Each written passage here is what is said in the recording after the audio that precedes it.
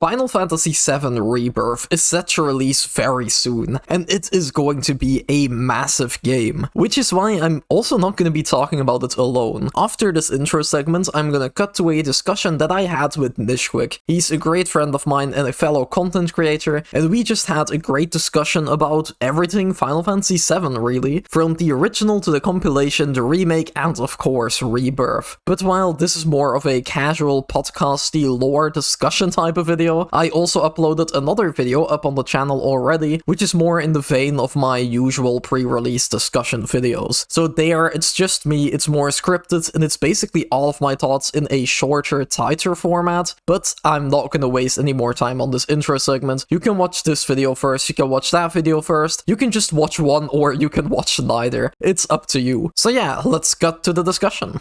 So as I said in the little intro thing that I have yet to record, I'm joined here today by Nishquik. Hello, good to be on your channel, Arkery. Thanks for having me to talk about Final Fantasy VII. I'm pretty excited. Yes, thanks for coming on. It's the first time that I have someone joining me for a video that's not a podcast, so I'll try my best, but you took a lot of notes, so I feel like we can have a pretty good discussion about this. But, yeah, I've been binging a lot of Final Fantasy media, Final Fantasy VII media in particular from like, I don't know, December onwards, so I think I'm pretty prepared for everything Rebirth, so yeah. I've been doing the same, so we should have a good discussion. But before we get into it, I guess, why not introduce yourself real quick so people know who you are, so they can follow you and stuff? Oh yeah, hey guys, I'm Nishquik. I'm from the channel Nishquik Pops. I talk about mostly Nintendo and JRPGs. Most of the series I talk about are like The Legend of Zelda, Xenoblade Chronicles is a big one,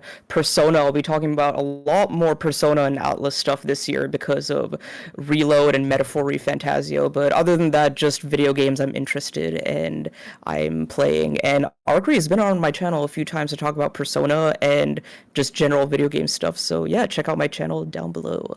Yeah, I'm guessing you're also gonna make Final Fantasy content now with all the stuff. So with so I will hint at that later, but I have a very big Final Fantasy VII video in the works, hopefully really trying to get it out before Reload, because it is almost like the whole kind of video is leading up to Rebirth, but I'll tease a bit more of that later on. But yeah. Okay, nice. So yeah, everyone go check out Nishquik. He makes a lot of cool content. But I guess to get started, I think it would be interesting just right now, because this is the pre-release hype discussion about Rebirth.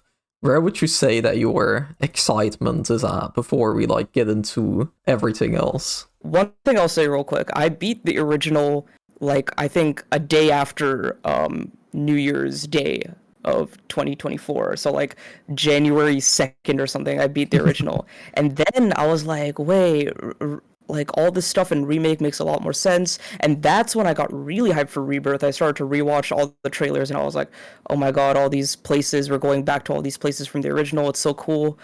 And then I started to like delve into the lore a bit more, and it's not that my hype was like it dropped or anything, but I got a little worried. I was like, wait, where are they going with this? But my worries have turned into like anticipation and like, oh, I'm really excited to see what they do with this, because it is, a lot of it looks the same, but it won't feel the same. And of course, many moments may not even be the same at all. So I'm really like, my thing is I'm very excited for this game.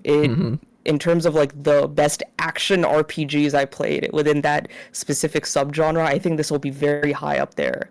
Like the combat, the gameplay, the visuals, it all looks amazing. It's just that how is it going to be compared to like what we already know? That's my kind of worry. Yeah. Okay, then we're on a very similar page, because I'm very excited, and I want to play the game as soon as possible, and I need to know what happens next.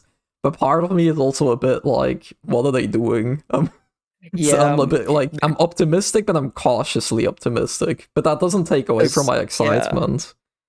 Because I remember you made a video like shortly after like the state of play, I think. And Yeah, I was like, yeah, oh, I wonder why like Arcree's so like worried about this. And then after beating the original, I was like, wait, it kind of makes a little more sense because of now I have the context from the original, and now I can see kind of where they might be changing things. So yeah, I yeah. kind of see where you're coming from. Yeah, I guess we can get into that now with you playing the original. I guess for my thoughts on the original, because I feel like we had a pretty similar like journey with Final Fantasy VII, I think. Like Sort of. I started with Remake and I really liked it, but there was just a lot of stuff in the ending that I didn't understand. Like this guy Yeah. shows up with black hair that looks like Cloud. It's like, who's this guy? But I guess he looks cool.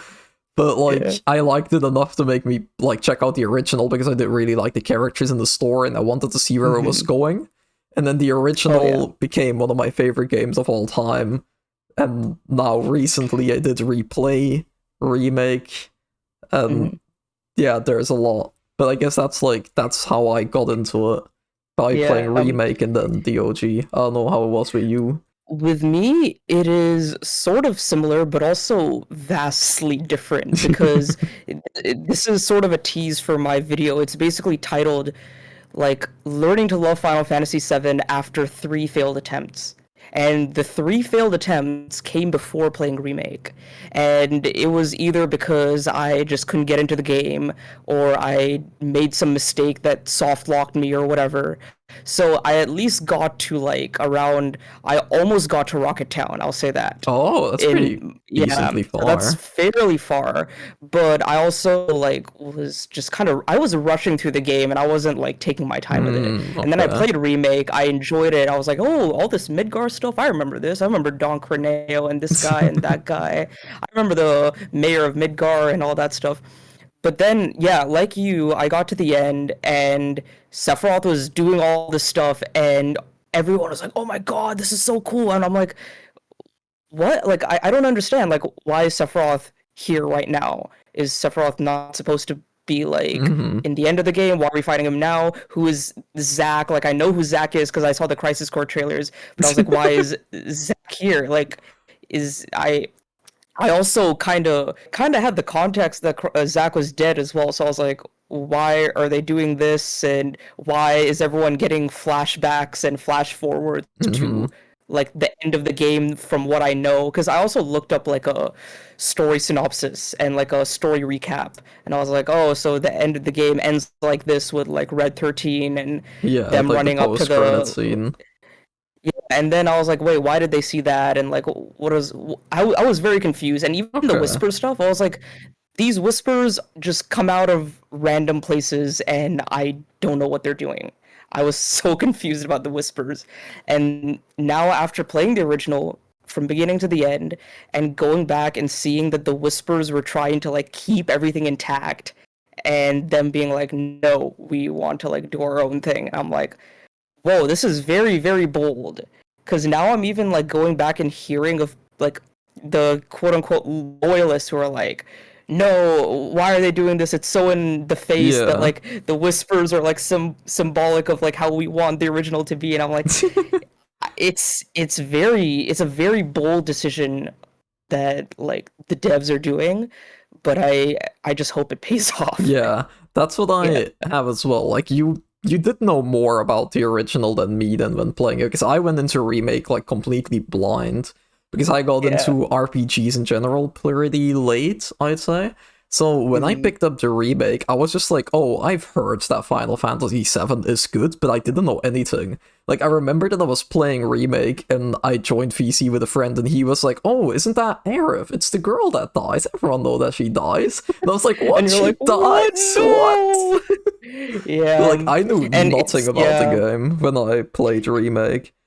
But, Yeah, because I have other friends who are sort of similar who are like who've never played many RPGs, but they played Remake and they loved it. And they're like, "Oh, if this is part 1, then what happens in the second part and the third part?" And then they watched like the recaps because they don't want to go back and play the original, and they're like, Yeah. oh, so Aerith does die, and like this happens and that happens, and now they're slowly realizing that the story's changing. But it's interesting for them; they're very excited Okay. because they're like, oh, this is our version of Final Fantasy VII that we get to experience. So it's a Uh-huh. different kind of mentality there, which I sort of feel similarly because I'm like, I was like -1 years old when this game came out. So this Yeah. is kind of our Final Fantasy VII, but the original still exists. So it's kind of that like Okay. I don't know, it's tough That's being an like which is the definitive. Yeah. that's an interesting way of looking at it. Like, oh, this is Hmm. our version of it. Because for me, like the game came out in fucking the original came out in 1997 or something. Hmm. But I when I played it in 2020, I was still like really impacted by it and reached my top Hmm. five, like my top three games Yeah. of all time. So for Yeah. me, I don't look at Remake and I don't necessarily think, oh, this is my version of FF7. Yeah. Because if I think of my version of 7, it's still the original, even The if I played original. Remake first. Yeah. Like, I look at the That's interesting. original as Yeah. like, because that's the version that I connected with the most, I think, as well. Yeah, it's I feel like that's the case for a lot of remakes now. Like even with Persona 3, everyone's like, "Oh, uh Reload looks to be like a very like strong definitive version of Persona 3, but Fez might be my favorite or Vanilla might be my favorite." And like Yeah. another example is if this Ocarina of Time rumored remake happens, like Ocarina of Time 3D and the original will still be like the ones that I hold dear the Yeah. most. So I can see that. For FF7, I liked it. In the end, it took a while to get to that level of I really like this game, but I don't know if it's like as much high on my ranking as yours. Yeah. But that's interesting. I think with Rebirth, I'll have my definitive like closure on which story is my definitive like preference because that's gonna go into like a lot of the changes as well because I the especially things that might happen in part three, like the whole live stream stuff with Cloud's memories, Hmm. going back to like his history with Tifa and all that. That's like one of the best parts in the game for me. Yeah, yeah, And yeah. if they screw that up, I will never forgive them. Not only that, like with the live stream part, like with Cloud's memories and stuff, it looks to be like a lot of that stuff still happened where like in Cloud's timeline, Zack still died. He still had that past with Yeah. Tifa where he like they went to like climb that mountain. She got hurt. He feels that regret, and then he was still there in Nibelheim, but he just never showed his face. Like that whole like realization, I really want to see like modern day Cloud go through that because it was still Yes. really nice to see that in the original, but like I want to see it happen in this version. So like That's what? Yeah. that's what I'm a bit I don't know how they're gonna handle that in the remake. Mhm. Because in the original, that was also like one of my favorite moments of the game. Mhm. Because Yeah. I didn't know who Zack was going into it. I didn't like Yeah. get any of that. So having all of that revealed and like everything making sense, I feel like it's like one of my Mhm. favorite plot twists in general. And it is Yeah. something that I would also really love to see in remake, but I have no idea how they're gonna do it because I feel like remake in some ways kind of assumes that you already know. And in some ways it Yes. assumes that you Yeah. played the original because they're playing with you. Like Yeah. we're gonna talk about this later a bit as well, because I do like want to talk about the original now and then about the compilation before going full into Mhm. Rebirth. But like it's with a lot of things like Aerith stuff as well. They're like, Mhm. oh, you think she's gonna die? Yeah, but maybe she's not. And with the Nibelheim Yeah. flashback scenes that we've seen, they're making it really, really obvious that Cloud is acting like Zack. And they released Yeah. Crisis Yeah. Core before Rebirth, and they're telling people to play Crisis Core because that's how you get to know Zack's character, but that game literally spoils the whole plot twist. So Yeah. they're That's it's very interesting because yeah, they're like throwing this stuff in our face, especially with the Aerith stuff. On like in many interviews, they're like, oh, we know you're excited for this very big moment, and we're very excited for you to see your reactions to all this stuff that happens. And I'm like, that worries me a bit because like the whole thing, like yeah, go into Crisis Core real quick, like. Zach, no, if we're talking about compilation stuff going into Yeah. remake, like Crisis Core's ending still stays intact, whereas like remake's ending kind of invalidates it. So it's kind of weird how they're doing that. But I just hope I don't know. I'm a little nervous about how they handle a lot of the Zack stuff because like a lot of Cloud's character, a lot of Aerith's like sacrifice is like related to Zack being dead as well. Yeah. So I hope they don't screw that up. Okay, now that you mentioned Crisis Core, Yeah. so you like the original. We've established that. You hmm don't love it as much as I do, but you really like it. That's what I got from it. hmm Okay. Did you Yeah. like Crisis Core?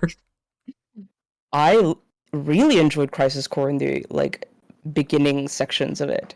And Okay. then like getting more into the game, it started to like really drag for a bit. But I will say what I love the most about Crisis Core and what I really took away and really enjoyed is a lot of the things that relate directly into original FF7. Mm-hmm. So like all the stuff with Aerith, I loved seeing how Aerith relationship with Zack is because she talks about him a bit here and there in the original, and how some like things she says kind of relates back to how she's Yeah. with Cloud and all that.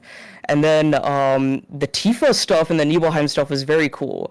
Seeing Tifa there and how she's always like, "Hey Zach, I want to talk to you more about Soldier. Do you know if there's this Yeah, guy they know with this blonde hair?" blonde guy. Yeah, and I was like, wow, they're really like playing into all that because when I was like, oh, they're going to Nibelheim. Is Tifa gonna be there?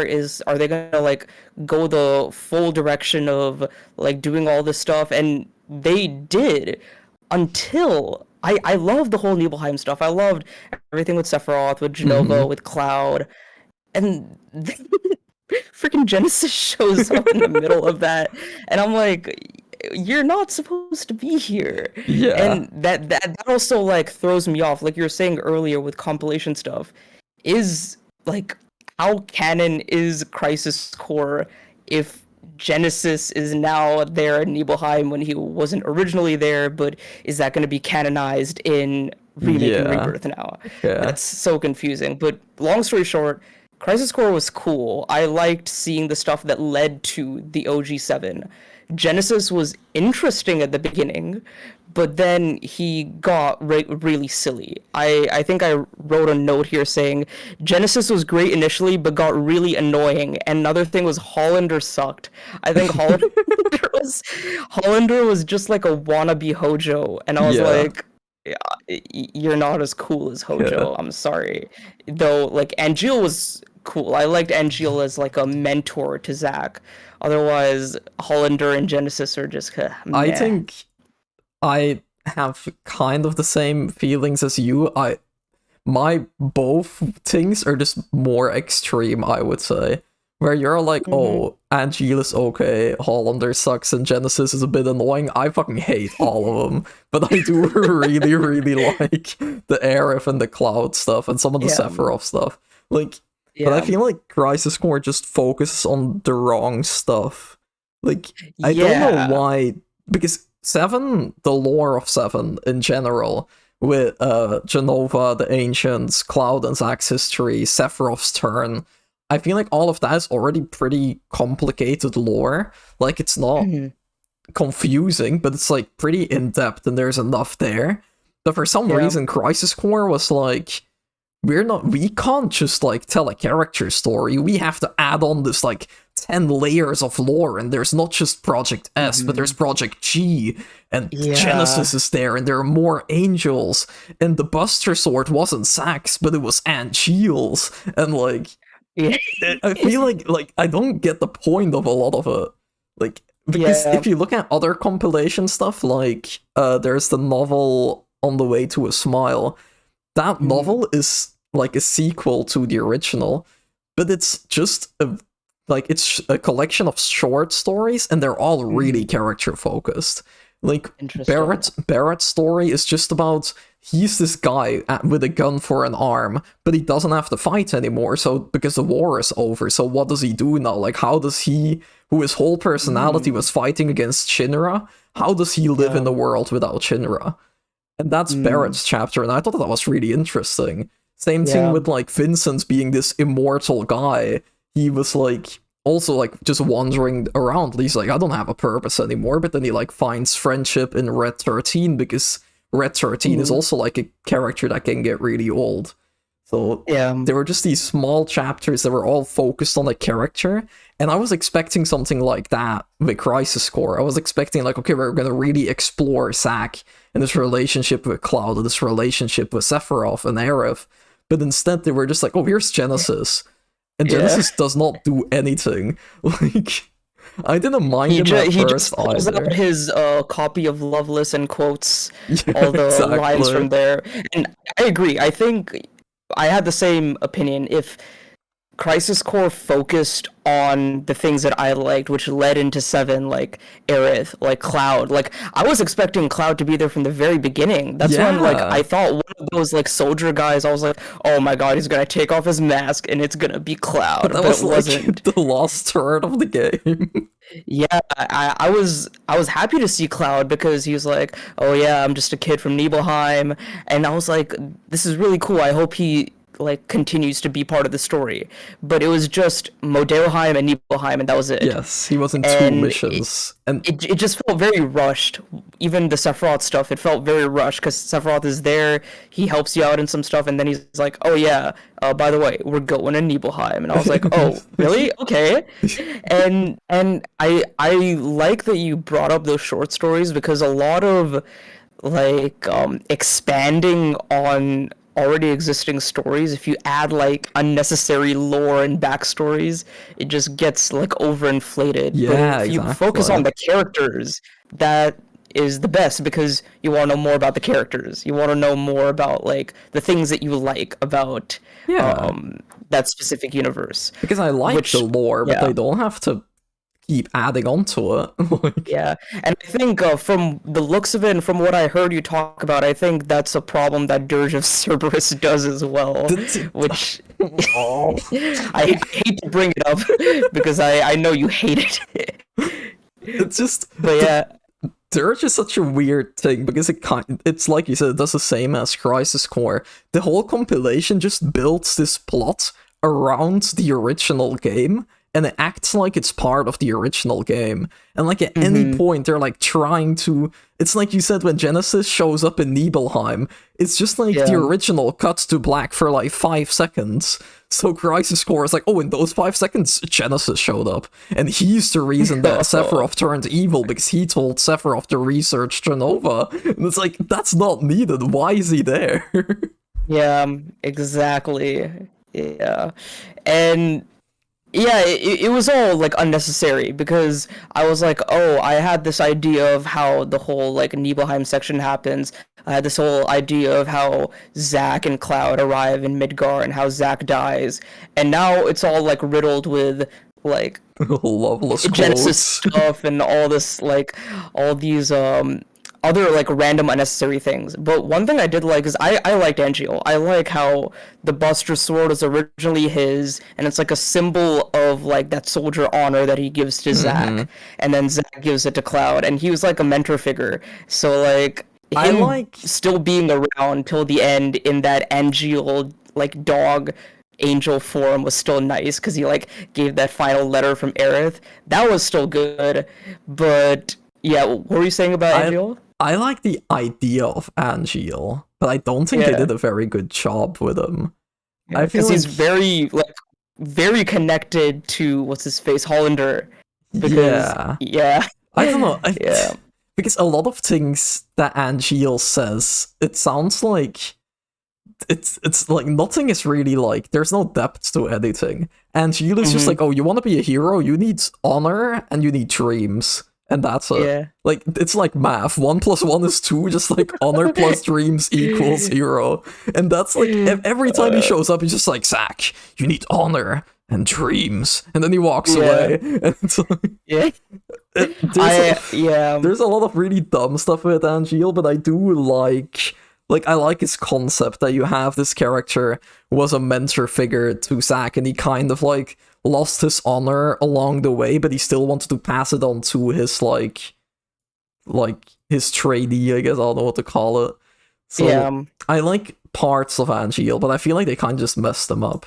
Yeah, I feel similarly, but I think by the end of it, it turned out pretty well. But the one thing that really threw me off was the Angio and Lazard thing in the end. that was I actually kind of laughed out loud when that happened, and it was not supposed to be a very funny moment, but I was like, what is even happening right now? It felt like they killed off Angeal, and then at the end they were like, we kind of want Angeal back here for this moment. So how do we bring him back? And then I was like, wait, Lazard? Who is Lazard? Oh, Lazard was like the guy, like the director of Soldier, that guy. And I was like, why did they have to bring him back of all people? And then he also just acts like he is Angeal. Like, everyone just acts like that's Angeal, but it's not Angeal.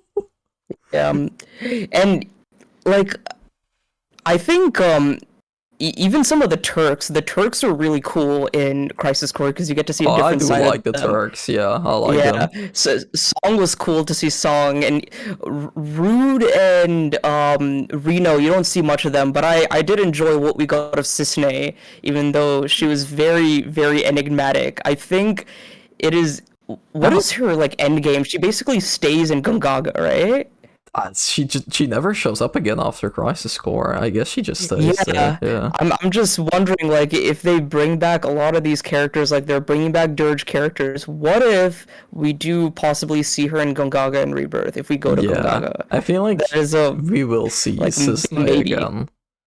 But yeah, Crisis Core is interesting. I enjoyed it for what it was. It was like a simple game, but it also added a lot of like questions. I don't know how to feel about Crisis Core, because sometimes I'm like, if I think about the good things, I'm like, yeah, Crisis Core is fine. But then I think about the bad things, I just feel insulted. What are you doing to Final Fantasy VII? Like, I genuinely just feel like the writers don't know what they were doing at points. Yeah, and let me ask you this, do you think this remake trilogy is kind of like correcting a lot of that? Yes, by canonizing a lot of it, because like we have Dirge characters in Intermission, we have like references to other stuff in Remake. I think even some things in Advent Children are like referenced as well. I'm not entirely sure about that because I've yet to see it, but then a lot of Crisis Core stuff. Maybe. Yeah, but Crisis Core is like kind of recontextualized in Remake and Rebirth as well, and maybe we might see like characters like Genesis and Cisne. So what are your thoughts on that? It's like, I guess to kind of transition into that, after, because like Crisis Core, so when I played it, I was not in a very good mood, so I thought I'm gonna replay Remake. And that's when I started noticing a lot of that as well, because originally I was like, I like Remake, I played OG, and I looked back at Remake, and it's like, okay, I like that game, but they're changing a lot. And then I played the compilation. I was like, I don't like the compilation. So there was a point of a few weeks that I was genuinely just like, I don't think I'm gonna like Rebirth. I feel like if I'm gonna replay Remake and play Rebirth, I don't think I'm gonna like it. But then I replayed Remake, and Remake is just such a good game. It's really good, yeah. Like, I was like surprised, like, what? This is good? How did they make fucking Dirge of Cerberus in Crisis Core, and then they made Remake? And with a lot of things, I do feel like this is them fixing stuff. Because with Yeah. Dirge, it was like out of nowhere. Oh, underneath Midgard, and that's deep ground, and that's where Wise lives with Nero and all of his evil friends who want to take over the world. And that came out of nowhere. God. But now in like Remake, they are setting it up in a way that like their characters haven't done anything, so I can't really say if they're good or not. But it feels their inclusion felt a lot more natural than anything Dirge ever did. So I feel like in that way they can improve on a lot of stuff. Also because like Zack is obviously going to be a really big part of Rebirth. I think that I'm really excited to see Zack and to like this is so kind of dumb. I'm really excited to see Zack with good writing. Because well, I like voice acting, I hope. Yeah, his voice acting, the final scene of Crisis Core and the scenes of him in Remake, he has the same dialogue in both of them, and it sounds so much better in Remake. I was really surprised. It's like the same voice actor, same lines, but he sounded so much better. But, while I like Zack's character, like I don't hate him, I like his character. Like Crisis Core is a very like silly game writing wise, and the dialogue is really cringy. So I'm really excited to see Zack and to like have him written well and like have him do important and useful stuff and not just chase after Genesis. Speaking of that, what do you think Zack is going to do in Rebirth? Because my whole thing is like I mentioned this before, but like a big portion of Cloud's character arc is accepting that he had his own memories. He did not like do a lot of he wasn't Zack, he is Cloud. So having Zack be a part of that is going to have a massive drastic like shift in things. And like especially like going into the whole timeline thing, they seem to be in different timelines. Yes, so, like, they definitely are. I'm like pretty sure that they're just in different timelines. Yeah, Cloud is in one, whereas Zack is in another, I think. Yeah. From the looks of it. So one is like, how are they gonna like are they going to meet up? Okay, I think like because if you look at like the interviews and just the trailers and everything, and also I feel like Rebirth is gonna have close to a 50-50 split, like maybe like 60-40 of a remake portion of the game. That's Cloud and the gang going to like Cosmo Canyon, the Gold Saucer, and that's gonna be Temple like of the Ancients and all that. Yeah, exactly. That's gonna be like the remake half of it, and that's gonna be like decent, like faithful as Remake was faithful. Like they're probably gonna expand on stuff. They're gonna throw in the new characters like Rosh and like I don't know who else they added, but like they're gonna have all of that stuff in one half of the game. And then I think on the other half is going to be Zack's part, and Zack is apparently with Biggs, and they're going to be doing stuff. And I feel like in the end, when they're at the Temple of Ancients, I feel like they're going to cross over. I feel like the whole game. I think that eases my tensions a little bit, but that also like scares me. Like what's going to happen in the Forgotten Capital when they cross over? I think that the whole game is going to be kind of building toward, because in the trailers and like just Final Fantasy VII in general, it's always like the reunion, and I feel like the thing of Rebirth is going to be the reunion of the timelines, and that's going to happen at the end of the game. And that's why they keep saying, oh, the ending of the game, you're looking forward to this moment and it's going to shock you, because I feel like the timelines are going to merge there. Interesting. I really wonder what Zack's like whole thing is going to be. I think the whole thing is he's going to be like looking for Aerith, wondering why Aerith is not in Midgar.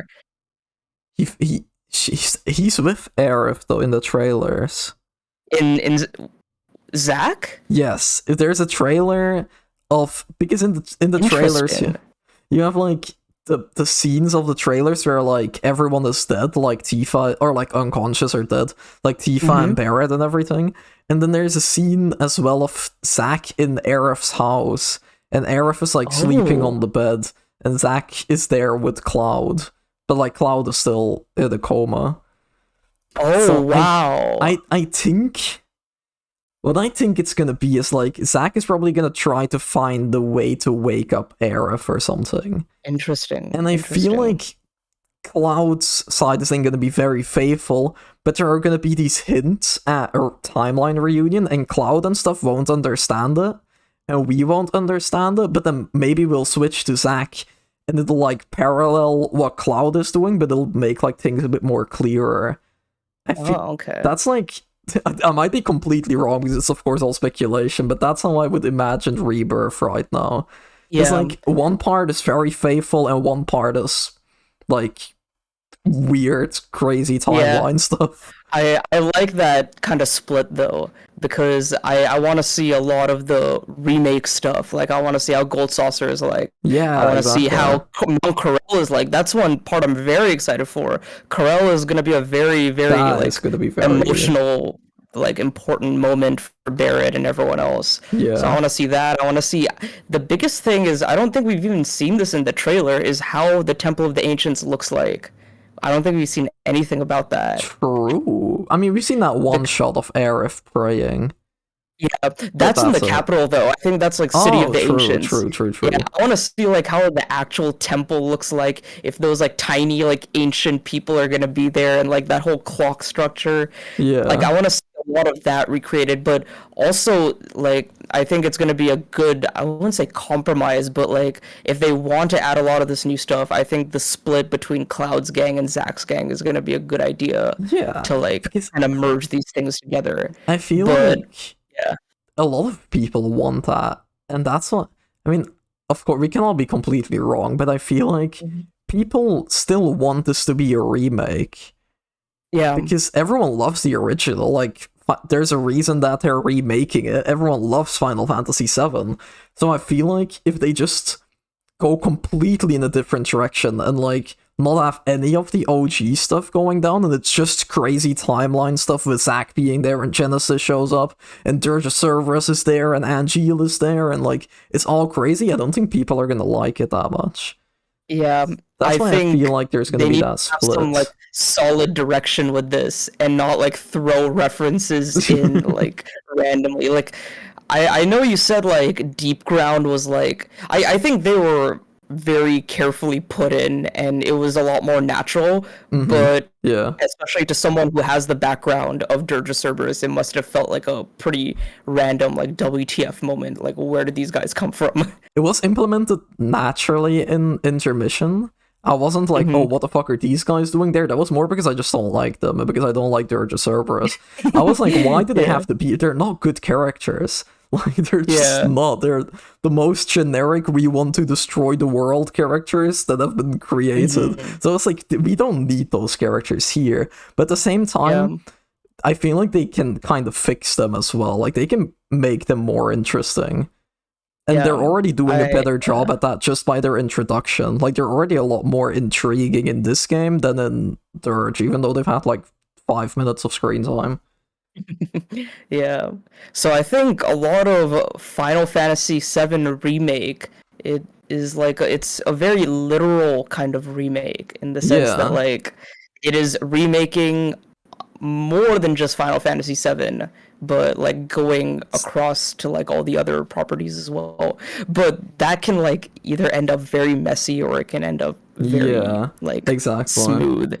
But I wanted to like I know we're eventually going to talk about this, but since we sort of touched on like the timelines merging and the Mm-hmm. end game, what do you think like Sephiroth's whole deal is this time I since have no idea. Bro, I literally finished my remake replay like 2, 3 days ago from recording this. I Mhm. in the end, when you're like at the edge of creation with Sephiroth, I have no Yeah. fucking idea what's going on. He's like, Cloud, will you join me?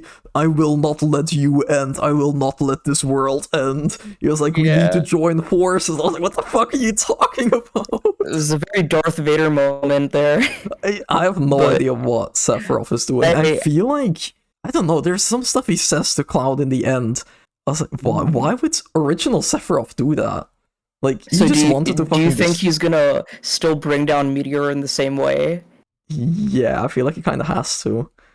But here's my thing. I think his way of doing that is going to be different, and I think he's going to use cloud a lot more. Because like Yeah. one theory I saw, and I this probably won't happen because it's gonna like drastically change things, like very severely Hmm. drastically change things. But a lot of what happens in the OG is like Cloud coming to terms that he has a part of Sephiroth in him. He is like Yeah. part of that like experiment, and he has a lot of Sephiroth in him. So Sephiroth can control him just like all the other clones, right? Yeah.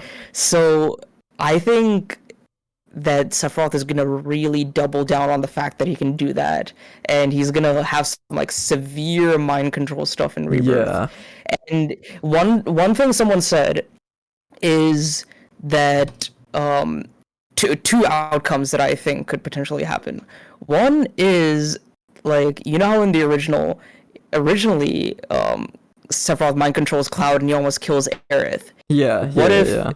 what if that's how it plays out and this time like He does Cloud it. can't escape the mind controlling, which would be like Like, insane you if think that that happened. Cloud is gonna kill Aerith? Or like, I think like that's what someone said. They're like, if Cloud that would goes be through that and finally succumbs to like Sephiroth and becomes like a total anti-Cloud, which would be like crazy. But there was also a clip in the trailer where you see Cloud in the Sephiroth reunion robe as Mhm. well. So I That's have no idea what they're gonna do, but I think a lot they of what might Sephiroth's do plan that, yeah. is very like directly tied to what he can do with Cloud. Yeah. And I don't think Cloud is gonna be the one to kill Aerith, but if that happens, that would be That would be kind of fucking insane. insane, yeah.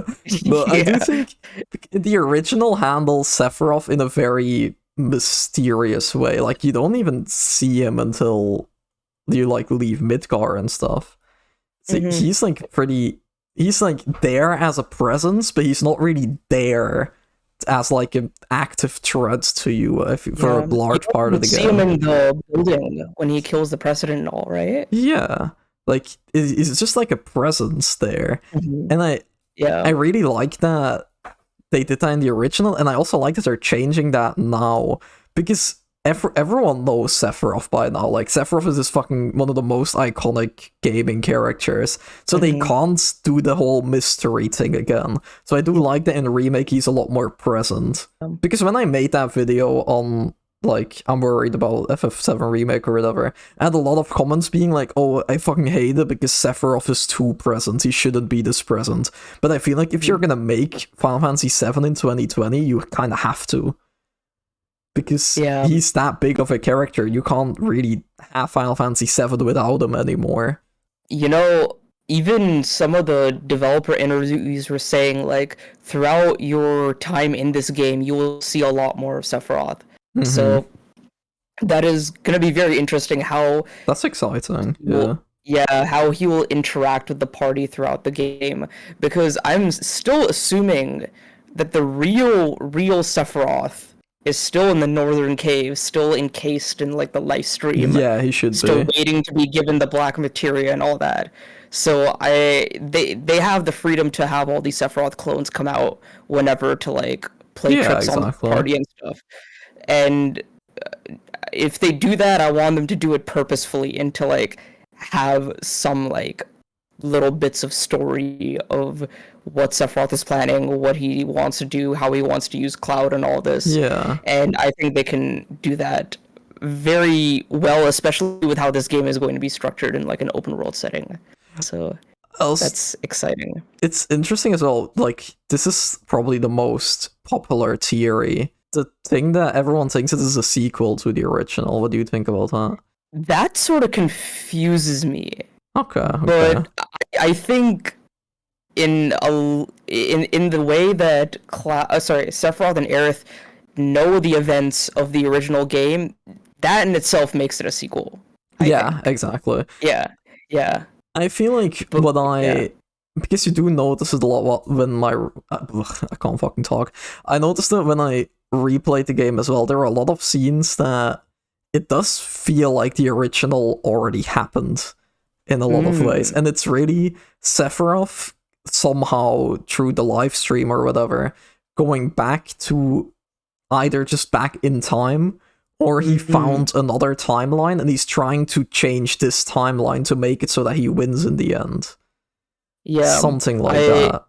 Yeah, with a lot of the clues that they've set up, I think that is a very definite possibility. Yeah. And especially with the cast seeing things at the end of the game, like I haven't seen. I need to rewatch, especially the cutscenes for Remake, because at least to get ready for Rebirth. But I think there was one cutscene where you see a flash forward of like the white materia falling off of Aerith's hair or something, and then you see the end with Red 13 like running up into like the overgrown Midgar.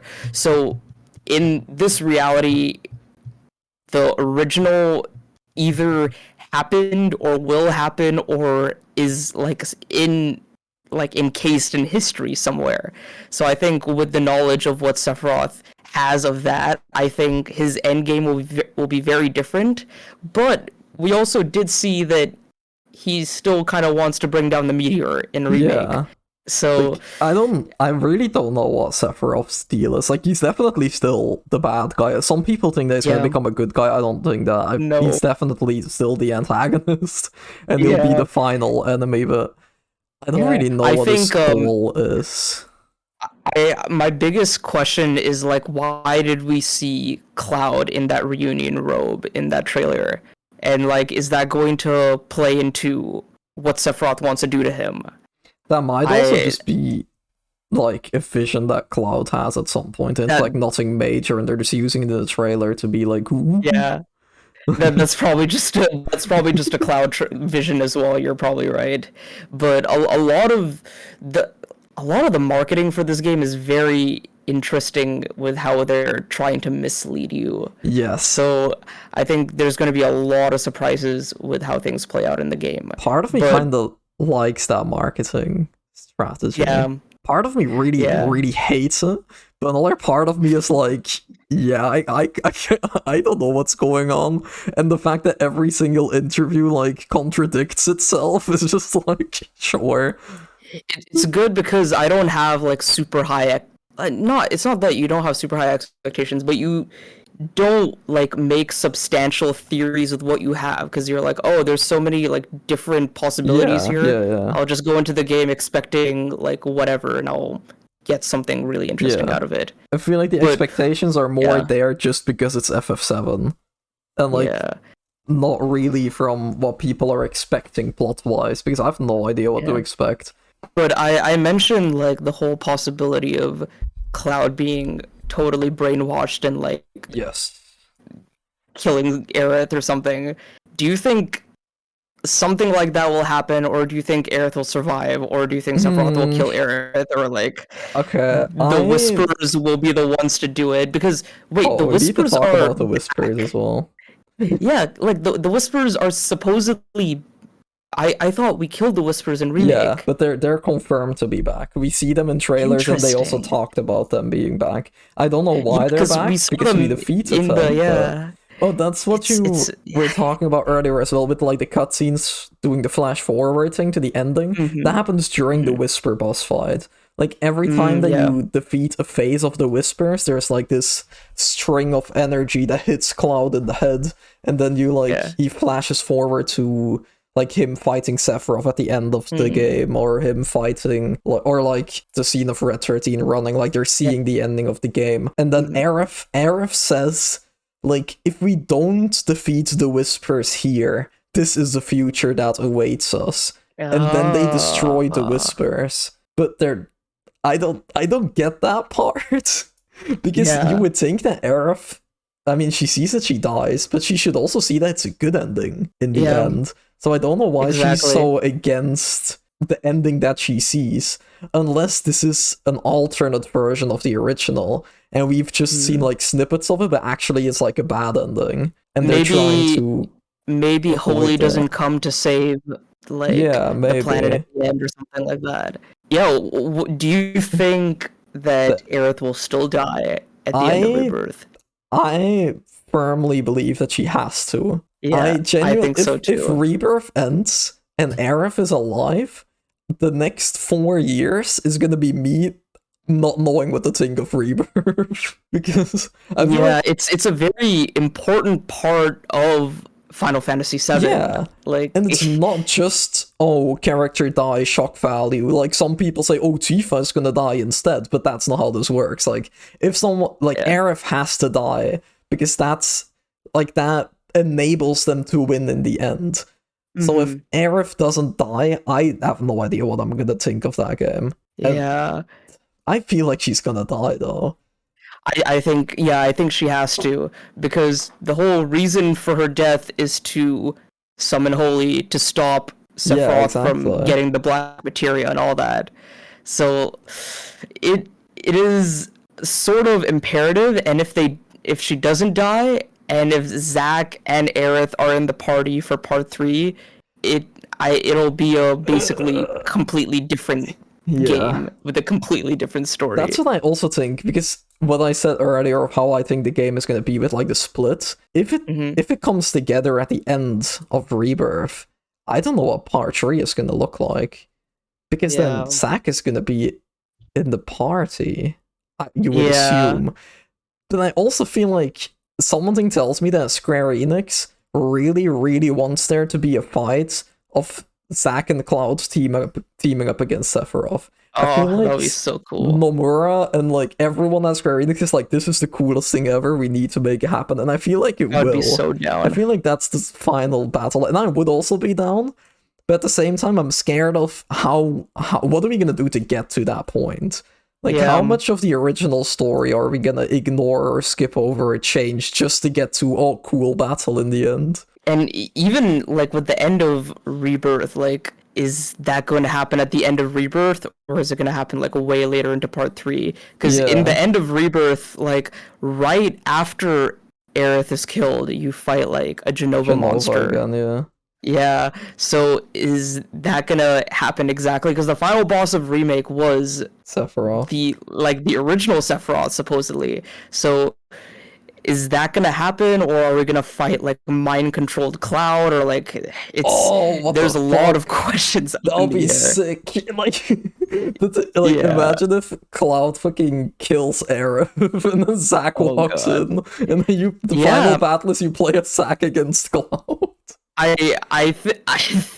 That would be insane, That because sounds like like a lot of insane fan fiction, but I could also see it happen. yeah, I wouldn't put it past Square Enix, because a lot of what they said is they're like, we want to see a reaction to this moment at the end of the game and see how like you react to it with like already known Hmm. context of what happens before. So I think it could either be like we get the evil Cloud route, or Sephiroth still does it, but Zack is there to witness it. I think And I'm pretty sure yeah. that if Aerith dies, Zack is gonna see it. Yeah. Oh, that's gonna be so sad. Yeah, exactly. It's gonna be Yeah. really depressing, but I feel like that kind of works for everything that they've been saying, because Yeah. it stays faithful enough since Aerith will die. But at the same time, Mhm. there's like this added layer of Zack being there. So you have the shock value of Zack being there, the emotion that Zack has seeing it happen. Like, Mhm. that will I add a think lot that would to it. make it an even more emotional moment, because it already is. Hmm. And I want them to go through with it, because like one part for me is like, for me personally, is like there's some really good like pieces of dialogue that Cloud has in the original, where he's like, oh, now that you like, why did you do this, Sephiroth? Aerith will never be able to like sing or cry or smile anymore.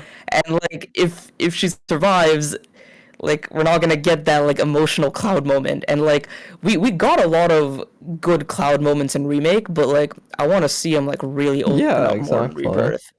Because like one thing about Cloud is I really like Cloud, but I didn't really like him after finishing Remake. I thought he was okay. Mm-hmm. And Because then he I opens up played the original. later on. Yeah, in the original, I was like, wow, Cloud really changes throughout the story. By the end of the game, he's a completely different person. And I really want to see that in this trilogy. And part of that is Aerith's death and the loss that Cloud feels from that. Yeah, it also just the Cloud regaining his memories part. I don't know how they would do that. Is now Zack is alive too. Yeah, I think maybe if like Zack shows up at the end of Rebirth, maybe part 3 can open up with like Cloud remembering everything. Interesting. I feel like they might do something like that because that's like a big opener, and it would kind of parallel the beginning of Rebirth then as well, because Rebirth is going to open up with Nibelheim flashback, and then part 3 is going to open up with the real Nibelheim flashback. Oh wow, that would be so cool. Also, one thing real quick is there was a portion. There's a few things that they're like hinting about Tifa. There's like one line of dialogue with Sephiroth being like, "Oh, is Tifa who you really think she is?" Which is, I think that's just like misdirection. I think Tifa is still Tifa. I also think Tifa is still Tifa.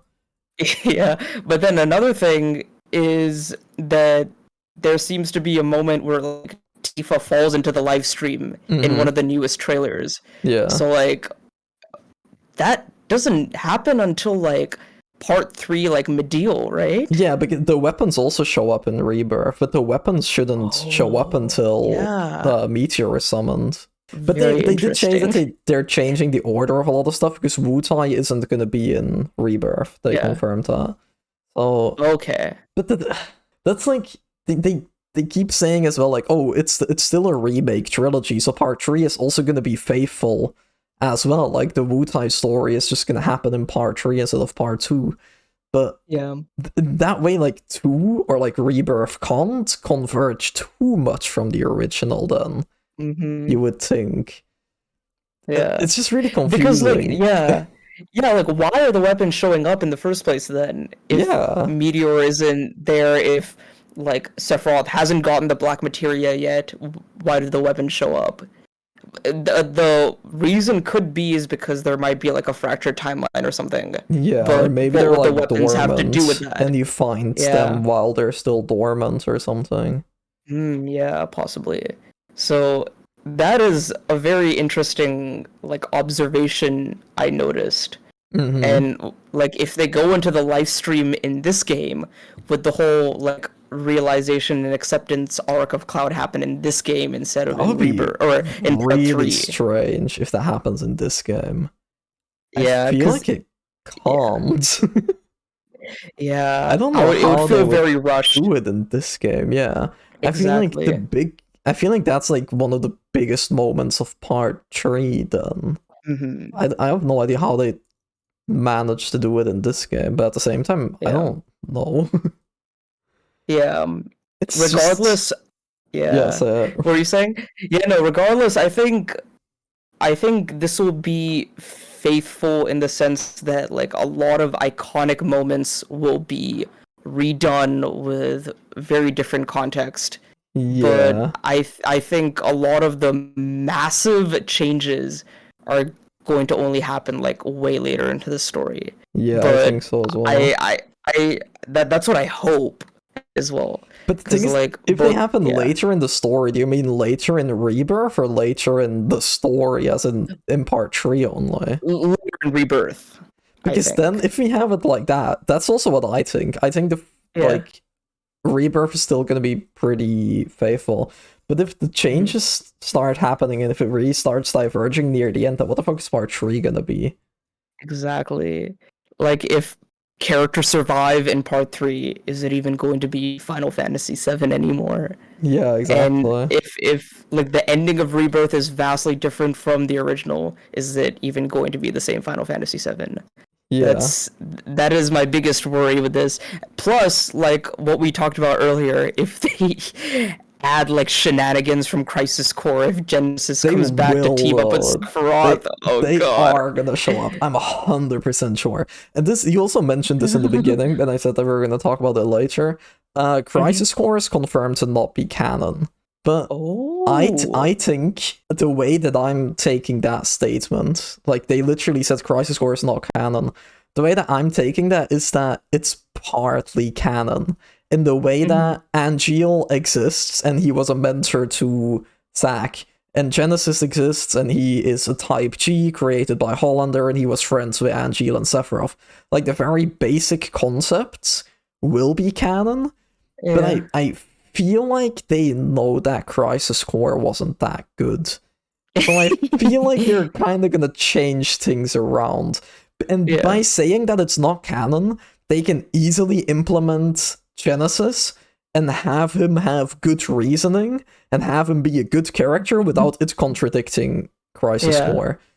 Because if Angel has a flashback, or if Genesis shows up and they act very differently than in Crisis Core, or they are contradicting themselves, then everyone's going to be like, oh, what the fuck, this is just, like, this doesn't make sense in the same timeline as Crisis Core, but they said it's not in the same timeline, so now they have a lot more freedom. They're not, like, bound to what they wrote however many years ago with Crisis Core. Yeah, like, in more than one way, this will be, like, a Final Fantasy VII remake for, like, many different versions of the story.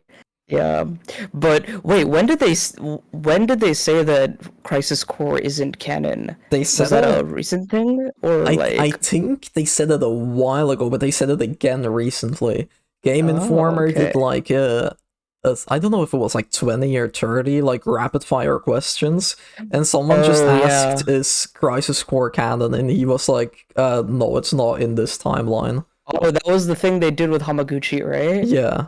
Yeah, I need to see that, but I'm very apparently a lot of the questions are like very mainstream things, like, oh, can you ride a chocobo? From what I've heard, people are like, oh, those questions are fucking dumb, but there was like one question that people kept bringing up, and it was the Crisis Core one. Yeah. So yeah. Speaking of chocobo stuff and like riding chocobos, what are you, like, gameplay wise and stuff? What are you excited for? Because I have a lot of excitements, but I have some like questions as well. Okay, so I want to hear from you first. Gameplay wise, I think this game is gonna be near perfect, I'd say. Yeah. Because same. Like when I gave you like the line up for this episode, or for this video, what we're gonna be talking about, I put the gameplay at the end because I was like, we're not gonna talk about this for too long, I thought, because Remake combat is fucking fantastic. The areas and just the level design is really good. Some of the dungeons drag a little bit, I feel like some of them could have been a bit shorter, but they're all really fun, and I feel like just bringing that into this more open space is going to be really interesting, especially because the side content in Remake was really, really good. There weren't like a million side quests, but all of them were really, really good as well. Like, they all had something to do in some character stuff. And from what we've seen about Rebirth is going to have the same thing. Like, and also all the side quests have like double dialogue for Red, which I really like. So if you do a side quest with Red 13 before Cosmo Canyon, he's going to have different dialogue than after Cosmo Canyon. Oh, really? Said. Yeah, because that's like his big moment, and then he's Nanaki. So I guess all the characters are going to be calling him Nanaki afterwards, and he's going to act differently as well. And that's so cool. Stuff like that is just, I'm really excited for it, because when I was playing Remake as well, while near the end when I was fighting the Whispers, I was a bit like, what are they doing? But while playing the game and while like walking through Sector 7, I was like, I fucking love this game. Yeah. This game is so good, because it just like small dialogue interactions between like Cloud and Tifa, or with Barret, or like, the game has so much stuff that really shows that they do understand the characters. Yeah. Like, and I'm really excited to see that. How they changed up and modernized Wall Market was like crazy. Like, they added new characters that fit right in. They like made an area in the original FF7, which is like a tiny little box. They made it like such an expansive area, which feels so lived in. So I'm very excited for that. I think one unfair complaint I had for Remake, which is very unfair, but it still was a complaint, was it felt very claustrophobic and linear, and it's unfair because of course it's in Midgar, like that's what Midgar is. Yeah, I feel like that's kind of the point, but I do get what you mean. Yeah, and I like to like tell people that Rebirth seems to be like Xenoblading Final Fantasy VII Remake, and like Xenoblade really spoiled me with JRPGs because JRPGs aren't often very open and expansive, but Xenoblade is. And when I saw that first trailer for Rebirth, I was like, "Whoa, this is everything I wanted it to be," and that's very, very exciting. Yeah. One thing I'm very curious about though is they confirmed that Vincent and Sid will not be playable. Yeah, but I kind of saw that coming. Yeah, I saw it coming, but it also is gonna be kind of weird because Shinra Mansion and Rocket Town are like in the middle of this portion of the story, so they're just gonna like be there in your party, being like, "Hey." I mean, they're changing up the order. I feel like they might. I mean, they can't join that much later because Vincent does join pretty early on, I feel like. Yeah. I don't know, but it's in Remake, it didn't really bother me that Red wasn't playable. Yeah, he was, but it made sense because you find him at the very end of the Shinra. But it's also like he's there, he's doing damage and everything. I didn't really mind it too much, but I don't know. It's true that it's probably gonna be a bit awkward to have like two people join your party in the story, and then they're just gonna be like standing to the side the whole time. But I don't know. I feel like they have a good reason for it. Like, yeah, they need something new for part 3. They need like a selling point again, like gameplay wise. Like here, it's just the open world and Kate Sif is there and Red is there, but yeah. You know, I just realized something. They could do the whole thing like what they did with Sonon and Intermission and have them like synergy attacks. Yeah, they could do that. But yeah, I think the open world is going to be really interesting as well, because just looking at some of the screenshots, I haven't watched uncut open world gameplay. I've been trying to stay away from that, but I've seen some screenshots of like what Calm looks like and everything, and that looks fucking insane. Like, Calm was so small in the original. It had like 3 houses. It was like 1 town square, and that was it. But it looks massive in Rebirth, and like there's so much to explore and everything.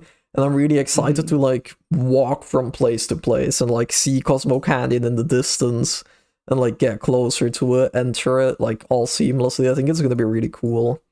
Yeah, open world stuff. I heard that like the devs were sort of inspired by like even the Horizon games, which are very like detailed. Yeah. So I'm excited to see how they do stuff like that. But with the towns, one thing that this team is very, very, very good at is taking something so primitive from the original and making it modern and like realistic, but still keeping that essence. Because even in Sector 7 in Remake, they just modernized it but kept the essence of what it already is. So I'm excited to see how they do that. They're really good at recreating locations, And I just feel that the gameplay in general, like the combat in 7 Remake is already really, really good.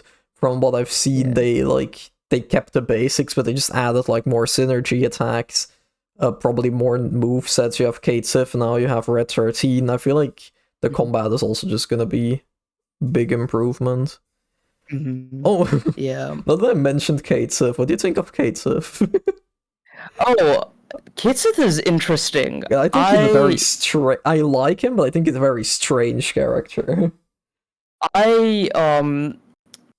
At first, I was very confused about what he was and who he was, and then I realized, like, I kind of sort of started to like him, especially in the Temple of the Ancients part, where it's like, oh, I'll sacrifice myself for you guys, and then I'll just come back to the party or something. Yeah, but, like, I am most interested to see, like, if we're going to see the other side of him, because we've already seen Reeve in Remake, so are we gonna see a bit of that stuff as well? Are we gonna see like how Reeve is spying on them as Reeve, but also as Kate Sith? Yeah, I think that's gonna be interesting. Is gonna be interesting because you have like Kate Sith. I'm not 100% sure on how he works. I think he's like a robot AI, and Reeve can like take over and like remote control them at points. But like Reeve isn't controlling him 24/7. Like he can't be. Yeah, He's working at exactly. Midgar, so he's like kind of two characters in one. But I feel like the original never really explored that enough, and I'm really Yeah. interested in seeing Kate Sif, like them having another go at Kate Sif. Yeah, I like I like the voice they're doing for him as well. True. It's not how I imagined him to be like, but So I funny. like that I voice. love it. Yeah. I also like, speaking of the voices, I love the whole voice direction of this series. Yeah. Like the remake series, and Matt Mercer coming in as Vincent is perfect. Oh, I'm really excited to see more Vincent as well. Because like Yeah. if you like intermission, it's like Yuffie is a missable party member in the original, but intermission already did so much for her. I'm really excited to see what they're gonna do with Vincent. Yeah. And if they're Oh, gonna wait. introduce, One thing I wanted to confirm, like now that you brought up Yuffie, yeah, this Yuffie that we played as an intermission, yeah. is it going to be the same Yuffie that we get in Rebirth? What does that mean? What do you mean? Because, like, so What do you she mean? doesn't cross over to the other timeline, does she? No, okay, but the timelines is like Cloud is still in the original timeline, kinda. Okay. Like the thing that I think happened is that when you defeat the Whispers in the end, you kind of create a branching timeline. Oh, so you create the Terrier timeline. Yeah, okay. so now there are two timelines. Okay. You have the timeline with Cloud and Barrett and everyone and Yuffie, and they're doing the OG story, or like kind of the OG story, and then you have a second timeline that got created in which Zack is alive. Like that's how it's going. Okay, and Yuffie okay. intermission was in Cloud's timeline.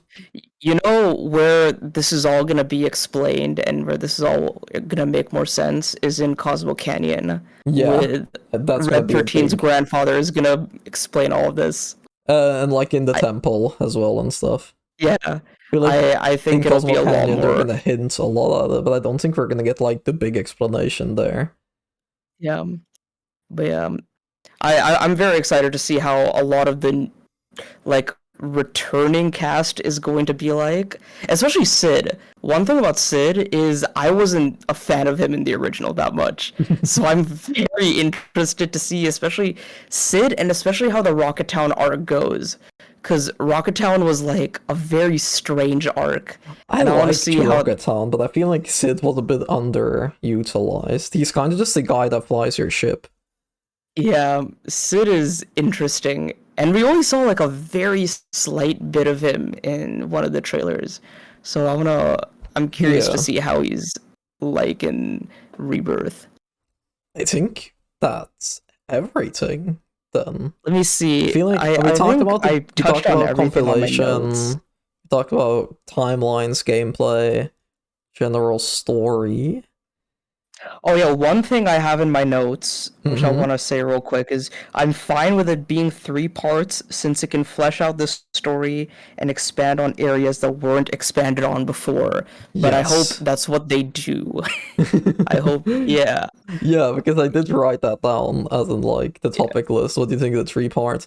Well, I think it's cool to have it in 3 parts for the same reason that you have.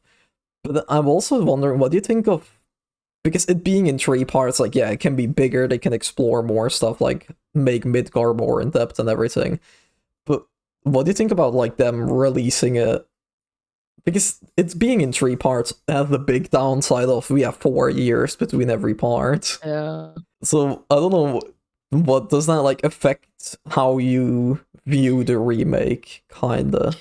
How I see it now is I don't mind it much, because I like that they're like putting a lot of work into each game and really fleshing out things. Yeah. So like that makes the wait that much more understandable if part 3 is going to have so much more detail, so much more side quests, so much more like new things. And like I can only imagine what the final battle with Sephiroth's going to be like in part 3, which will be very, very exciting.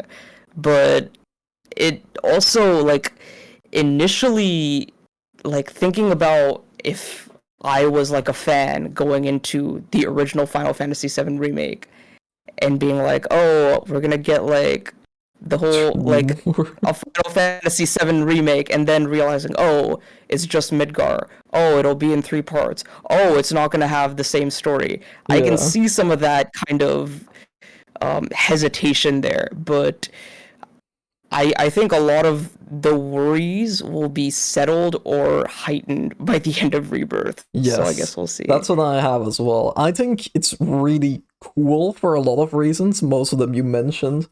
But at the same time, it is a bit like Remake Part 1 is a lot of setup. I feel like it's very much the first part of a trilogy. So Yeah.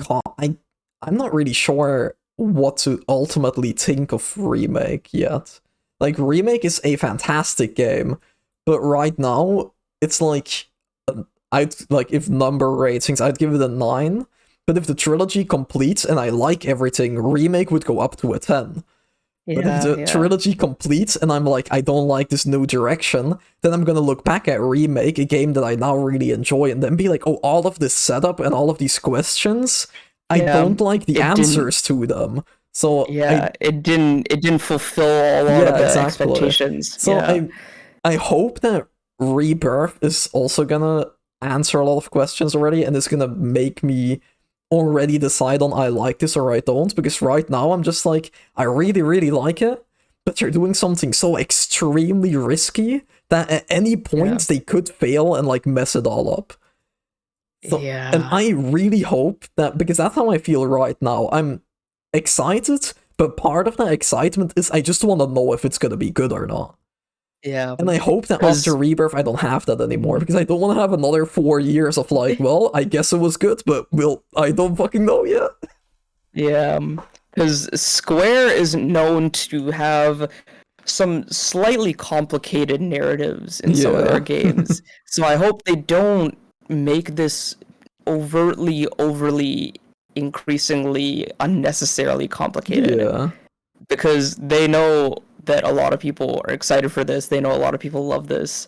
And for us, we're kind of like newer fans Yeah. since we're like coming in a little bit later into all of this, but we still have some of the context from the original. We still kind of know where this is going. So I think it'll end up being good, but I'm also kind of nervous I because think it'll this end is up this is being not your good. average Yeah. remake. This is not your Yeah. average like redo of an original kind of property. Exactly. Like I think Remake did a fantastic job at it, but they just need to like keep that up. And they can, but they can also easily fuck it up at some point. Yeah, Which is like, because yeah.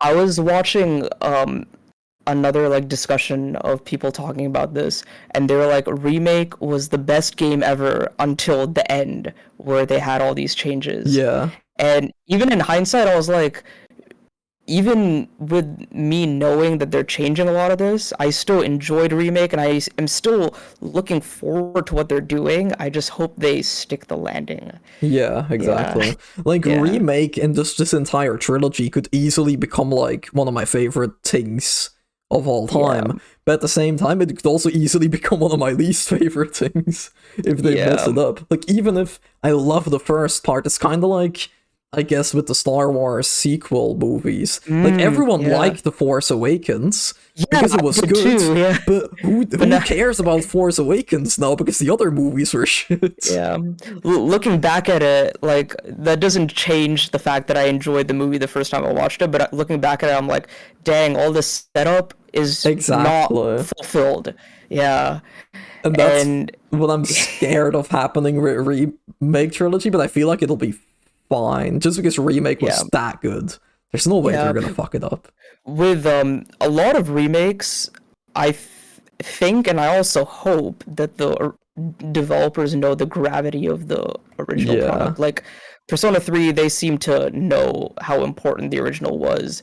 And Nomura and Katase and Hamaguchi seem to know how important. Of course, they know how important the original is. Like, a lot of them worked on the original game, but like, Yeah. They're also kind of playing th- around with it, I feel yeah, like. but things change, people change, Yeah. ideas of how they want to share the story will change. But I have trust in them, but I'm Yeah. also Like, nervous because like another thing is like I bring up the rumored Ocarina of Time remake again. Like, if that happens, I am nervous for changes that they do in that, because like Yeah. that's another thing where I'm like, the original still exists. I love the original, but like, don't mess things up in a remake, because that's like FF7, Ocarina of Time, and a lot of these kinds of games, like the Resident Evil games, are considered like some of the highest rated, highly acclaimed video games of all time. Hmm. So it's hard to like go in there and make Yeah. changes, but like a lot of it seems to be paying off. Like Resident Evil 4 did it, Persona 3 seems to be doing it, Remake did it. Let's see how Rebirth does Yeah, it. exactly. It's just interesting that they're taking such a different direction.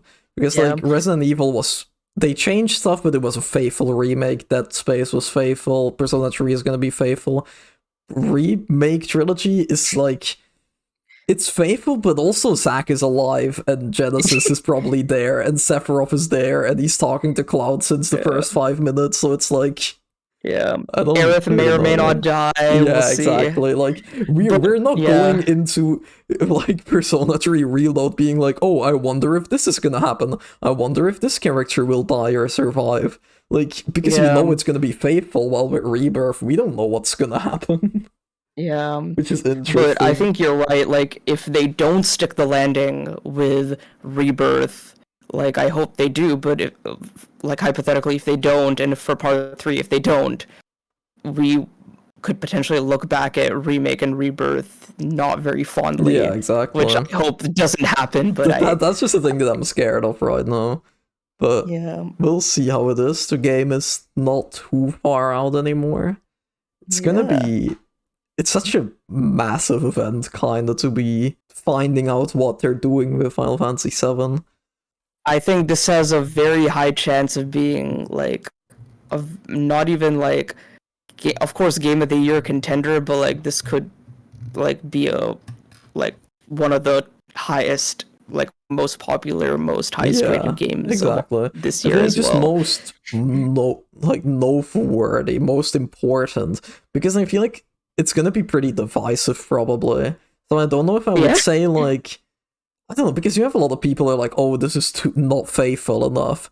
So I don't know if it would be like the highest rated one, but it's gonna be like it's gonna leave a massive impact. Oh yeah, it's gonna have a lot of people talking. It's gonna be it's gonna be a game big that event. people are talking about, like how Tears of the Kingdom and Baldur's Gate 3 was last year. Unless something comes out of nowhere this year, I think this is gonna be the one, or one of them. One last thing a lot of people that I do want to say, or like that I want to ask you, now that you played the original, would you, like, are you happy that you played the original before Rebirth comes out, or are you kind of like, oh, I can see, or like, I wish I didn't play it, or, because a lot of people are going into Rebirth not having played the original, and I kind of can't imagine that. I cannot imagine playing Remake, even though I did it myself. I can't imagine playing Remake and playing Rebirth without knowing the original, because there's just so much there. I am very happy I played the original, and I was so stubborn. Like, you know, I was stubborn. Like, I was almost every day. I was like, Nishquik, you're gonna play the original Final Fantasy VII. I'm very glad I did, because, like I told you, after playing Remake, I didn't care about Cloud as a character. I thought he was just like some antsy guy with a big sword. But after playing the original, I really like him. I can see a lot of the inspirations they took for Cloud from even other games that Square Enix was doing back then as well. Cough Cough Xenogears. That's another story for another time though. But like, I also like I have context for Rebirth, and I have context for Remake, and a lot of things that were happening in Remake. So it just gives a better like kind of picture of what is going on. And also, like, I personally, I'm very happy that I finally finished the original, because you've been trying for so long. I've been trying for so long, and I consider like my first like real big delve into JRPGs was like 2019, 2020, and it all started with the original Final Fantasy VII, with my first failed attempt, and then it led to like other games, and then I went back into it, and then I eventually beat it this year, and I feel very accomplished that I finally got to the end of it. All in all, I'm very happy that I completed the original, and that's cool. It was good. And one thing that I loved about the original that I'll always remember is the music. That is a phenomenal soundtrack. Like, Yes, some of the music, I still listen to it, like, from like 2019. I remembered a lot of songs that I still remember, of course, to this day, because it's fresh in my memory. But like, a lot of the songs are now in my like massive JRPG playlist, and I love that OST. The remake OST as well. I'm really excited to hear some of the new renditions of old songs, like new Cosmo Canyon theme and everything. Yeah, that's gonna be cool. But yeah. I'm glad you enjoyed playing the original. Than me nagging you to play it ended up in a good way.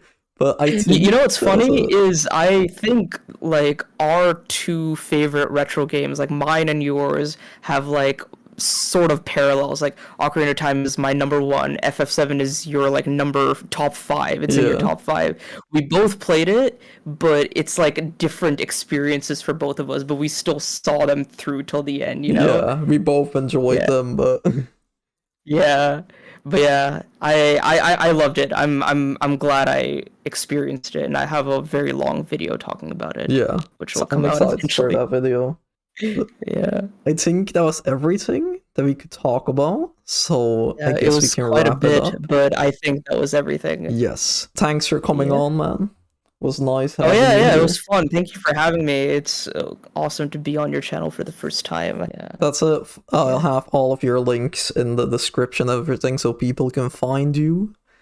But yeah, that was it.